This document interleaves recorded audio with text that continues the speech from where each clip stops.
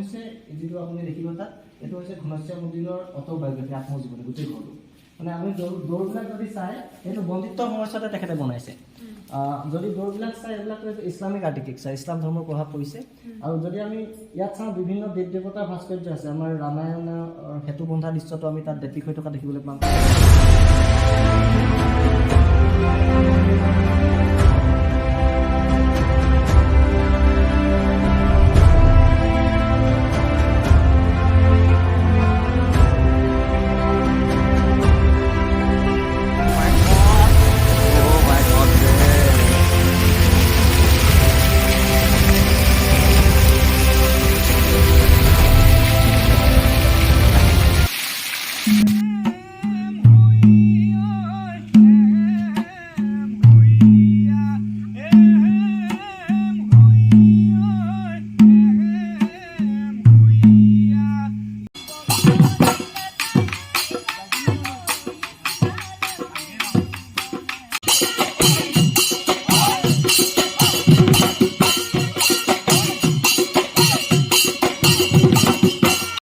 Good morning সকলোকে অন্য এটা ভিডিঅ'লৈ স্বাগতম জনাইছোঁ আজি ডাইৰেক্ট একদম পাকঘৰৰ পৰা ভিডিঅ'টো আৰম্ভ কৰিছোঁ আৰু এইফালে মই বনাই আছোঁ চব্জি আৰু চব্জি বনাই আছোঁ মানে জানমন আজি যাব হৈ গ'ল তাই ডিউটি ষ্টাৰ্ট হৈ গ'ল সেইকাৰণে লৰালৈকে উঠি মেলি দেউতাই ভাতটো বনালে আৰু মই চব্জিটো বনাইছোঁ আৰু মা গাটো মানে অকণমান ঠিক নহয় সেইকাৰণে মায়ে একো বনোৱা নাই আৰু সোনকালে মই তাইক থৈও আহিছোঁ আৰু আজি দিনটো আপোনালোকে ভিডিঅ'টো চাব ভিডিঅ'টো কেনেকুৱা পাই জনাব আৰু এটা নতুন ভিডিঅ'লৈ আপোনাক স্বাগতম জনাইছোঁ মই বনাই আছোঁ বিন আলু আৰু মটৰ চব্জি এইফালে দেখিলে আপোনালোকে তলাতল ঘৰত ফিল্ডত হৈ আছে টাই আহোম যি ইথিনিক ফুড ফেষ্টিভেল কোনখনত যাবা এইখন আছে আই লভ তলাতল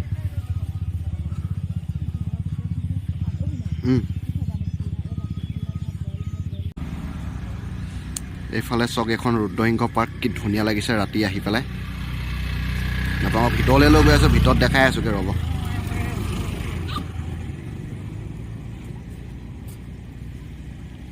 লাইটৰ পোহৰত মানে বহুত ধুনীয়া লাগিছে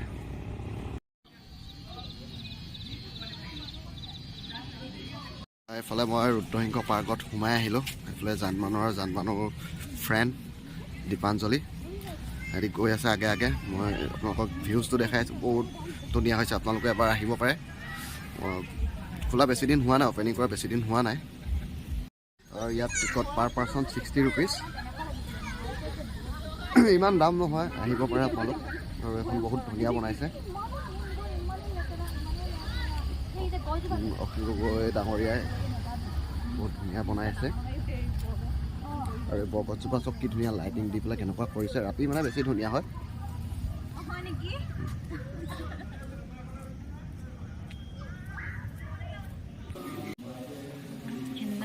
খেৰাব নোপোৱা শিল হেংদাং ধৰুৱা শিল শিলৰ পতা এই মিহি শিল গ্ৰেনাইট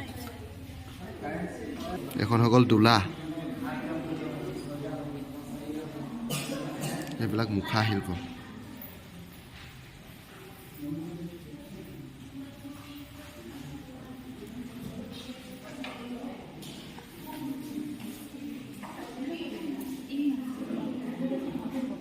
এয়া সাঁচি পাতৰ পুথি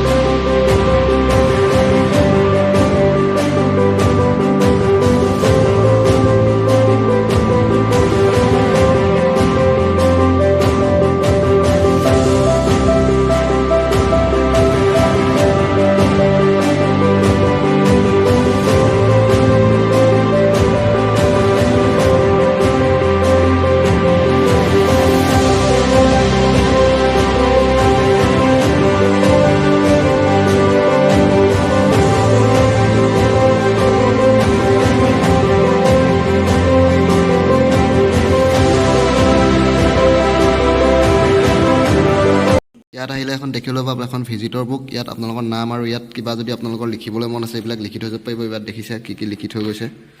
এয়া আমিও তেনেদৰে লিখিলোঁ। আমাৰ লিখাটো ক'ত গ'ল? এইটো আমাৰ লিখাটো। গোটেই প্ৰশাসনিক ব্যৱস্থাটো সুচাৰুৰূপে চলাবৰ কাৰণে ইয়াত ব্যৱস্থা কৰি লৈছিল। আপোনাৰ স্বাস্থ্যৰ পৰা আদি কৰি গোটেই কাম কাজখিনি সেইখিনি আৰু ৯৪ পৰা ১৭১৪ চনলৈকে ৰংপুৰত ৰুদ্ৰসিংহই ৰাজত্ব কৰিছিলে। আপোনাৰ গড়গাঁৱৰ পৰা ৰাজধানী স্থানান্তৰ কৰি আনিছিলে ১৬৯৬। আৰু তেতিয়া কোনে আহিয়ে গোটেই ৰংপুৰ নগৰখনক এখন ইটাৰে সুন্দৰকৈ সজাব বিচাৰিছিলে। আৰু যিহেতু সেই সময়ত ইটাৰ কাম জনা মানুহ নাছিলে, গতিকে কোচবিহাৰৰ পৰা মেইন আৰ্কিটেক্ট হিচাপে ঘনশ্যাম উদ্দিনৰ আৰু তেখেতে কি কৰিছিলে, ৰংঘৰ বনালে, তলাতল ঘৰ বনালে, গড়গাঁও কাৰেংঘৰ বনালে। তাৰ পাছত তেওঁ দুৰ্ভাগ্যবশতঃ এখন আহোম প্ৰজাসকলৰ থকা বিৱৰণ থকা মেপ আৰু গোটেই মনুমেণ্টবিলাকৰ ডিজাইন চিক্ৰেট টানে লৈ গৈছিলে। কিন্তু ৰজাই সেই ইনফৰ্মেশ্যনটো গম পাই বিঘিনি ঘটাব চেষ্টা কৰিছে। এনেকুৱা সন্দেহত তেখেতক বন্দী কৰি ৰাখিলে। আৰু বন্দী আপুনি যিটো ঘৰ দেখিব ডেষ্ট্ৰয় হৈ গ'ল, একেবাৰে ভাঙিছিগি, সেইটোত তেওঁ চলজাৰবিলাকে তাৰপিছত বন্দীত্ব সময়ছোৱাত তেখেতে কি কৰিব, তেখেতে গোটেই এই ঘৰটো হৈছে যিটো আপুনি দেখিব তাত, এইটো হৈছে ঘনশ্যাম উদ্দিনৰ অটোবায়োগ্ৰাফি, আত্মজীৱনী গোটেই ঘৰটো। আপুনি দৌৰবিলাক যদি চাই, এইটো বন্দীত্ব সময়ছোৱাতে তেখেতে বনাইছে। যদি দৌৰবিলাক চাই এইবিলাক ইছলামিক আৰ্কিটেক্সাৰ, ইছলাম ধৰ্মৰ প্ৰভাৱ পৰিছে। আৰু যদি আমি ইয়াত চাওঁ বিভিন্ন দেৱ দেৱতাৰ ভাস্কৰ্য আছে। আমাৰ ৰামায়ণৰ সেতু বন্ধা দৃশ্যটো আমি তাত ডেপিক হৈ থকা দেখিবলৈ পাম। তাৰপিছত এই ফ্লোৰেল মটিভ যিবিলাক স্কাল্পচাৰ, এইবিলাক অসমীয়া শিপিনীৰ আপোনাৰ কাপোৰত বুটাম তোলা এইটো দেখিবলৈ পাম। সমন্বয় যে এছিমিলেশ্যন প্ৰচেষ্টা তেওঁ ঘটিছিলে তেতিয়া, সেইটো স্পষ্টভাৱে দেখা গৈছে। আৰু ইয়াত যদি আমি চাওঁ, এইফালে ৭ নম্বৰ স্কাল্পচাৰটো যদি আমি তাত চাওঁ, মোগল এম্পায়াৰ শ্বাহজাহানৰটো দেখিবলৈ পাম। তেখেতে সেইটো পৰা গম পাইছোঁ যে তেখেতে আগবয়সৰ জীৱনটোক প্ৰতিনিধিত্ব কৰিছে, যিহেতু তেওঁ ইছলামিক গাই আছিলে। তাৰপাছত এইফালেও যদি আমি চাওঁ, তেনেকৈ আহোমৰ ৰয়েল চিম্বল ড্ৰেগনটো আছে। হিন্দুলৈ যে তেখেত কনভাৰ্ট হৈছে পাছত হিন্দু ধৰ্মত বা দীক্ষিত হৈছে, সেই কথাটো এই স্কাল্পচাৰটোৰ জৰিয়তে আমি গম পাইছোঁ। তাৰপিছত ইয়াৰ ভিতৰভাগ যদি চাওঁ, আমি উত্তৰা দক্ষিণাকৈ আছে, এনেকৈ আছে। আৰু উত্তৰা দক্ষিণাকৈ থাকিলে ইছলামিকসকলে তেওঁলোকৰ মৃতকক কবৰত দফন দিয়ে। সেই ক্ষেত্ৰত ক'ব পাৰোঁ যে এইটো তেখেতৰ এটা সমাধি ক্ষেত্ৰ। তাৰ এইটো যদি চাওঁ আমি দৌৰৰ এইটো ডিজাইনটো, এইটো আপোনাৰ প্ৰে হাউচ বুলি ক'ব পাৰোঁ, মছজিদৰ যিটো প্ৰাৰ্থনা গৃহ। তো সেইফালৰ পৰা সেইটো বুলিও আমি ক'ব পাৰোঁ। গোটেই ঘৰটোক জীৱনটোক তেওঁ প্ৰতিনিধিত্ব কৰিব পৰাকৈ এই ঘৰটো প্ৰস্তুত কৰিছিলে। সেইটো তেখেতৰ সেইকাৰণে ঘনশ্যাম উদ্দিনৰ ঘৰ বা কিছু কিছুৱে নাতি গোসাঁই দল বুলি কয়। তো কিছুমানে মন্দিৰ স্থলপথত যিহেতু ব্যৱস্থা নাছিলে, জলপথেদি আহিবৰ কাৰণে নৌকা ব্যৱহাৰ কৰিছিলে, গতিকে নৌকাৰ ডিজাইনটো সৌন্দৰ্য বৰ্ধনৰ কাৰণে ইয়াত ডেপিক কৰিছে। নৌকা উল্টা নাও চেপত আছে। আৰু কিছুৱে কৈছে এইটো গৌৰীয় উচ্চাৰ, গৌৰীয় যিবিলাক মঠ মন্দিৰ সেইবিলাকৰ লগত একেই হয়, গতিকে এইটো গৌৰীয় মঠৰ আৰ্হি বুলিও ক'ব খোজে কিছু কিছু বুৰঞ্জীবিদে। তো ইয়াৰ হিষ্ট্ৰীটো সেই তেনেকুৱা আৰু।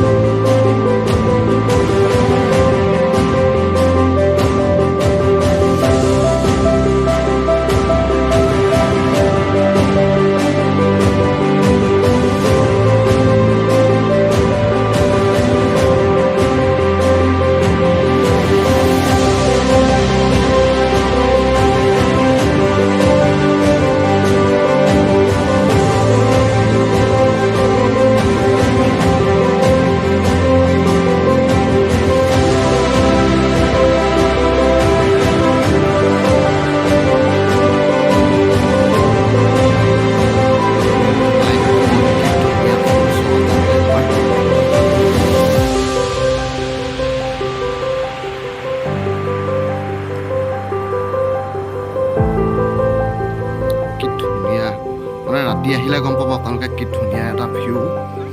এইফালে চব পূৰা গছবিলাকত ধুনীয়া ধুনীয়া ৰঙা নীলা লাইট দি দিছে। আৰু এইফালে পুখুৰীকেইটাত এইটো যিটো পানীটো এইটো চাওক পানীটো কি ধুনীয়া মাই গড মাইণ্ড ব্ল'য়িং ধন্যবাদ আমাৰ শিৱসাগৰ জিলাৰ বিধায়ক অখিল গগৈ ডাঙৰীয়া আপুনি ইমান ধুনীয়াকৈ পাৰ্কখন বনাই তোলাৰ বাবে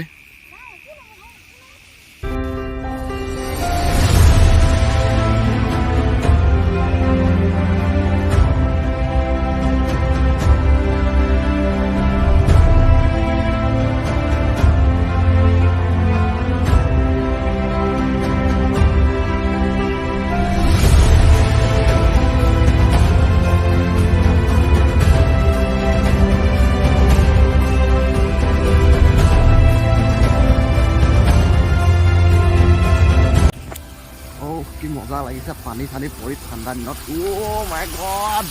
অ' মাই গড দে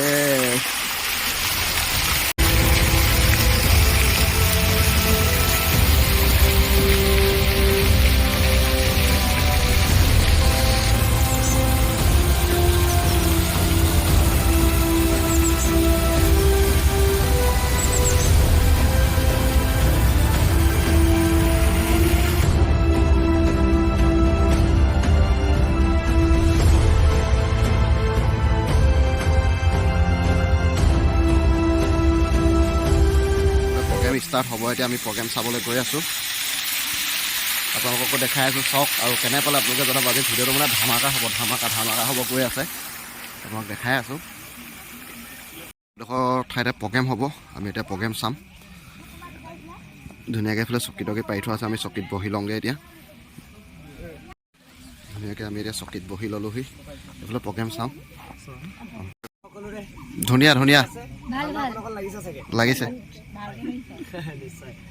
তো প্ৰথমে নমস্কাৰ জনাইছোঁ সকলোকে আৰু শেহতীয়াকৈ সকলোকে ভোগালী বিহুৰ বহুত বহুত শুভেচ্ছা জ্ঞাপন কৰিছোঁ আৰু আৰম্ভ কৰিব বিচাৰিছোঁ আজি আমাৰ সাংস্কৃতিক অনুষ্ঠানটি প্ৰিয় দৰ্শকসকল আপোনালোকে আমাৰ এই সাংস্কৃতিক অনুষ্ঠানত মূলতঃ তিনিটা নৃত্য উপভোগ কৰিব পাৰিব আমাৰ টাই আহোমসকল আছে তেওঁলোকে আপোনালোকৰ আগত লাইলুংখান নৃত্য পৰিৱেশন কৰিব আৰু আমাৰ মিচিংসকল আছে তেওঁলোকে লত্তা চনাম আৰু সৰ্বশেষত আপোনালোকে উপভোগ কৰিব পাৰিব আমাৰ অসমীয়াৰ বিহু আশা ৰাখিছোঁ আপোনালোক সকলোৱে উপভোগ কৰি ভাল পাব আমাৰ কমেণ্ট বুক আছে আপোনালোকে যদি আমাৰ বাবে কিছু শব্দ লিখিব বিচাৰে তেনেহ'লে সকলোৱে লিখিব পাৰে পুনৰবাৰ সকলোকে ধন্যবাদ জনাইছোঁ আৰু সকলোৱে উপভোগ কৰিব বুলি আশা ৰাখিলোঁ ধন্যবাদ সকলোকে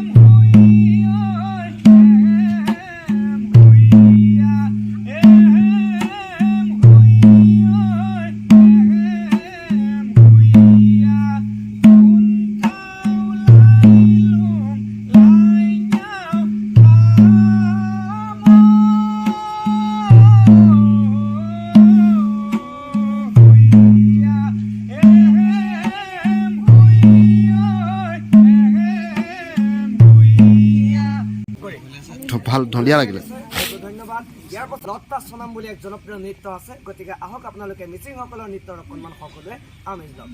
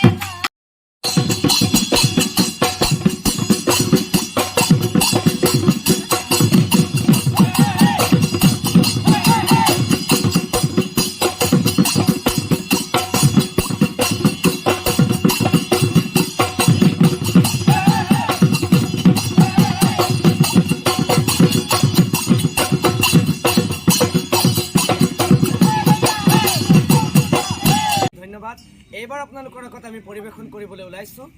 চতে গৈকে বহাগে পালে সি ফুলিলে ভেবেলি লতা, কৈনুকৈ থাকোঁতে উৰকে নপৰে আমাৰ ৰঙালী বিহুৰে কথা।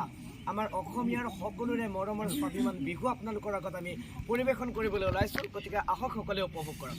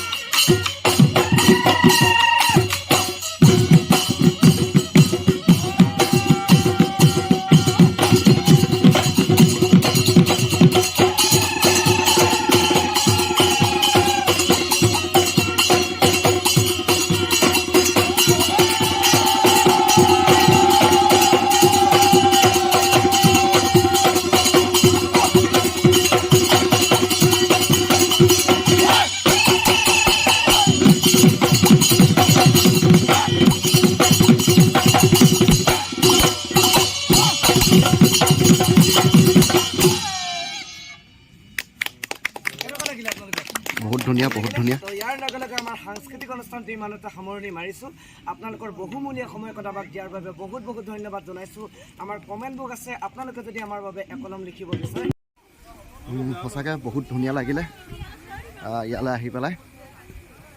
আৰু যি ইয়াৰ বাবে নৃত্য পৰিদৰ্শন কৰিলে লাইলংখাম নৃত্য, মিচিংসকলৰ যি জনজাতীয় নৃত্য আৰু আমাৰ অসমীয়াৰ যি স্বাভিমান বিহু, এনে ধুনীয়াকৈ বিশ্ব দৰবাৰত আগবঢ়াই দিয়াৰ বাবে ধন্যবাদ। আৰু ভিডিঅ'টো কেনেকুৱা পালে আপোনালোকে জনাব। যদি ভিডিঅ'টো চাই ভাল পাইছে তেনেহ'লে লাইক, কমেণ্ট, শ্বেয়াৰ আৰু ছাবস্ক্ৰাইব কৰি দিব। আৰু ইয়াত মানে টিকটৰ মূল্য যি 60 টকা লয়, সেইটো মানে সঁচাকৈ উচুল হৈ যায়, সঁচাকৈ সেইটো ক'বলগীয়া। আপোনালোকে 60 টকাটোলৈ বেছি গুৰুত্ব নিদিব, কিন্তু আপোনালোকে এবাৰ ভিতৰত সোমক আৰু ভিতৰৰ যি মনোমোহা দৃশ্য আৰু যি আমাৰ থলুৱা নৃত্য এয়া চাওক। আৰু ভিতৰত মিউজিয়াম আছে, সম্পূৰ্ণকৈ হোৱা নাই, বেছি দিন হোৱা নাই, 10 জানুৱাৰীৰ পৰা ষ্টাৰ্ট দিছে। তথাপিও এতিয়া বহুত মানুহ আহিছে অসমৰ য'ৰ ত'ৰ পৰা। আপোনালোকো আহক আৰু ভিডিঅ'টো চাই কেনেকুৱা পালে জনাব। যদি ভিডিঅ'টো চাই ভাল পালে তেনেহ'লে লাইক, কমেণ্ট, শ্বেয়াৰ আৰু ছাবস্ক্ৰাইব কৰি দিবলৈ কিন্তু নাপাহৰিব।